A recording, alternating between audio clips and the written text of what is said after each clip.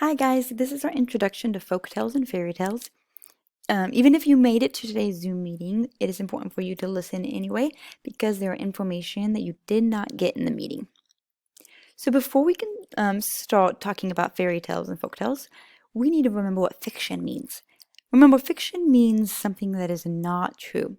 There are two types of fiction: fantasy, which are stories that have unrealistic or magical characters, a story that could not happen. So if you have dragons or magic treehouse, magic, wizards, those things are fantasy because those things do not exist in the real world. And then there's realistic fiction. Realistic fiction stories have characters and events that could be real. There are no magic, no talking animals, but you could write a fiction story about William going to the zoo and feeding tigers. It is fiction because he hasn't gone to the zoo and he hasn't fed tigers, but it's realistic because he could if he wanted to. So a folk tale is a story that has no known author. It's passed down from one generation to another by word of mouth. That means that parents tell their kids a story, and then those kids grow up and tell their kids a story, and so on and so on. Some of them start with once upon a time or a long time ago, and they usually have a character that is evil, and the hero has to overcome a problem that character creates. The characters all often use trickery to defeat the evil character or complete a task, and many things occur in threes, like three little pigs and three bears, three magic objects, three tasks to complete, etc. Examples of folk tales are Johnny Appleseed, Gingerbread Boy, Hansel and Gretel, The Blind Man and the Elephant, Goldilocks and the Three Bears. A fairy tale is a type of folk tale. So not all folk tales are fairy tales, but all fairy tales are folk tales, if that makes sense. The difference that makes fairy tale a fairy tale is that it is a make-believe story that has magic or spells. Not all folk tales have magic and spells. It is passed down by word of mouth over the years and written down eventually. Animals act like humans. They wear clothes. They talk sometimes. A lot of fairy tales begin once upon a time and end with happily ever after. And so they don't always start with the exact words, but they usually start with telling you the setting, the time, and the place, and end with a happy ending. There are villains, bad guys. There are good guys. A lot of times you have princes and princesses and castles and forests. And usually there's a kind, shy, or naive character that is mistreated and treated badly. Examples of Cinderella: the kind Cinderella is treated badly by her villainous stepmother and stepsisters. Jack and the Beanstalk: the kind, naive Jack is mistreated by the giant. Rapunzel is mistreated by her stepmother. Rumpelstiltskin, Snow White and the Seven Dwarfs. I'm not going to sing this, but there's a song here. I'm going to give you on Google Classroom a different version of this that you can color. The fairy tale song: Once upon a time, in a land so far away, a princess kissed a frog. Well, that just made his day. Far across the town, Red Riding Hood took fright. She found a wolf in Granny's bed when she told her good night.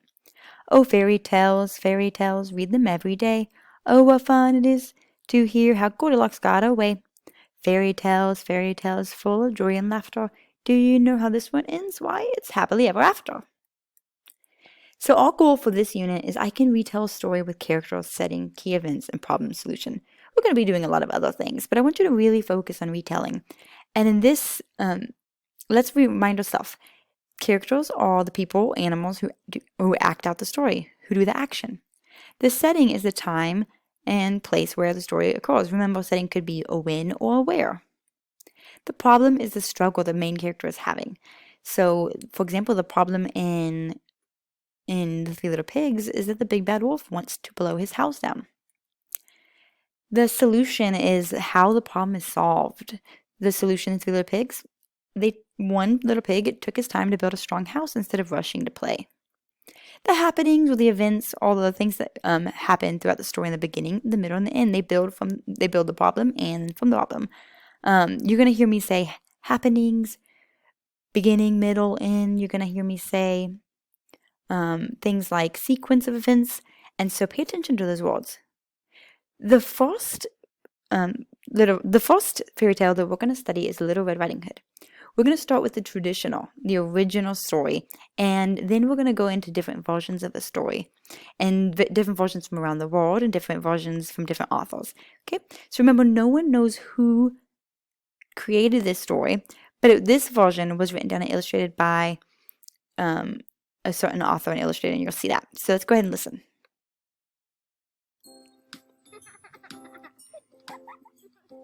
Welcome to Munchkin Storytime.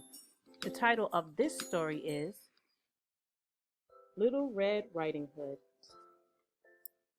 Once upon a time, there was a little girl who lived with her mommy in a cottage on the edge of a big forest. Whenever the little girl went outside to play, she wore a beautiful red cloak that her grandma had made for her. It had a big red hood, so everyone called the little girl Little Red Riding Hood. One day, Little Red Riding Hood's mommy asked her to take a basket of food to her grandma. Grandma isn't feeling well, Mommy explained, and I'm sure she'd love to see you. But remember, don't talk to any strangers along the way. Soon after Little Red Riding Hood set off, she saw some beautiful blue flowers. As she bent down to pick up a handful for Grandma, she didn't realize that someone else was in the forest. Hello, little girl, said a deep, growly voice. Little Red Riding Hood jumped with fright. A big wolf peered out from behind one of the trees. Oh, hello, replied Little Red Riding Hood, smiling back at the wolf. She had already forgotten her mommy's warning. Where are you going? Growled the wolf. I'm visiting my sick grandma who lives on the other side of the forest, Little Red Riding Hood explained. Ah, what a kind girl you are, smiled the wolf, showing off his razor-sharp teeth. Just then, the wolf's tummy gave a loud rumbly grumble. What was that? Asked Little Red Riding Hood. Just some thunder over the hill, said the sneaky, hungry wolf, and he ran away as fast as he could to Grandma's cottage. The hungry wolf peered through Grandma's window and saw the old lady in bed. With a loud howl, the wolf dashed into the cottage and gobbled up Grandma in one big gulp. Then the wolf put on Grandma's spare nightcap and glasses, wiggled into her bed, and pulled the quilt up to his chin. Now all he had to do was wait for Little Red Riding Hood to arrive. When Little Red Riding Hood reached the cottage, she was surprised to find the front door wide open. Grandma, she called, are you there? I'm in the bedroom, replied the wolf in a high-pitched, wobbly voice. Little Red Riding Hood went into the bedroom and gasped in surprise when she saw her grandma. She looked sort of different. What big eyes you have, Grandma, she said as she went over to the bed. All the better for seeing you with, the wolf replied in the same wobbly voice. Grandma, what big ears you have, Little Red Riding Hood added, moving closer. All the better for hearing you with, said the wolf with a toothy grin. My, what big teeth you have, Grandma, stuttered Little Red Riding Hood. All the better for eating you with, said the wolf. Little Red Riding Hood screamed and tried to run away, but the hungry wolf was too fast. He leaped out of the bed and gobbled her up in a single greedy gulp. A passing woodcutter had heard Little Red Riding Hood scream and came running into the cottage. When he saw the wolf's enormous belly, he guessed what had happened. He picked up the wolf and shook him hard. Little Red Riding Hood and Grandma flew out of the wolf's mouth. Luckily, they weren't hurt, but they were very cross. Grandma, Little Red Riding Hood, and the woodcutter chased the wolf into the forest and over the hill. The embarrassed wolf never came back, and Little Red Riding Hood never spoke to strangers again. The end. What a beautiful story. I'm sure most of you have heard that story before, but it's good to reread something so that you can remember all the details. And so when we retell, there are certain things that we want to remember. We want to be at the full start here, able to retell all the events of the story. I wouldn't worry too much about this rubric right now because we are going to do writing later, but I wanted to show you this just so it's in your head. So this tells me when you're writing, this all star rubric, or 5-star rubric, and then this is what I'm going to be looking at when you're retelling the story. But we're going to start slowly. Here's a little poem about retelling. When I read a story, it has more than one part. The title and the author are just where I start. The setting, characters, and problem are story parts as well. Beginning, middle, end, and solution all make it easy to retell. We're going to retell step by step, and the first one we're going to focus on is who were the characters? Who was doing the action? Now, before we start describing the characters, we need to know what a character trait is, and we've talked about this before. Character traits are words and details that describe the characters. So you can have traits on the outside of the body, physical traits, things we see with our with our eyes. We don't see with our ears. Silly teacher. Things we see with our eyes, such as he has brown hair, or blue eyes, a tank top, blue shorts, tennis shoes, tan skin, young, old, big, little. Those are all things we can see with our eyes. But there are also character traits on the inside.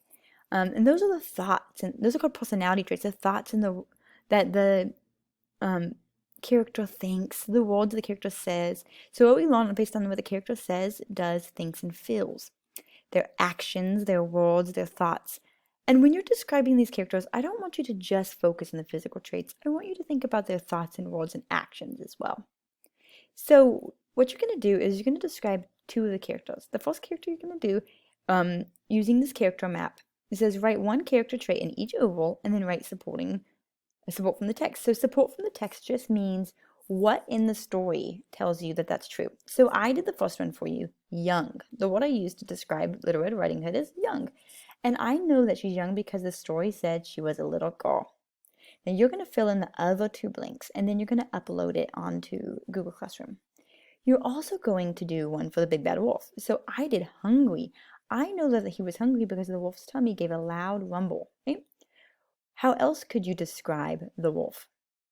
Now, make sure that you're writing as neatly as possible and using your end marks and your capital letters and your spaces. And looking back at our rubric here, are we using our grade level words? Just another way to say snap words. Are we spelling our snap words correctly most of the time? Are we writing neat and easy so it's easy to read most of the time?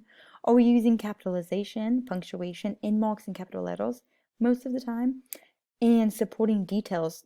Like I said, I know that she was young because the story said she was a little girl. Okay, so you will find these two character trait maps in Google Classroom in this assignment. When you're done, please upload a picture or a scan of both character maps. If you cannot print it, you can recreate the map on paper, have them write a paragraph about it, sentences about it, or draw the map out. I can't wait to see what you do. Let me know if you have any questions. Thanks.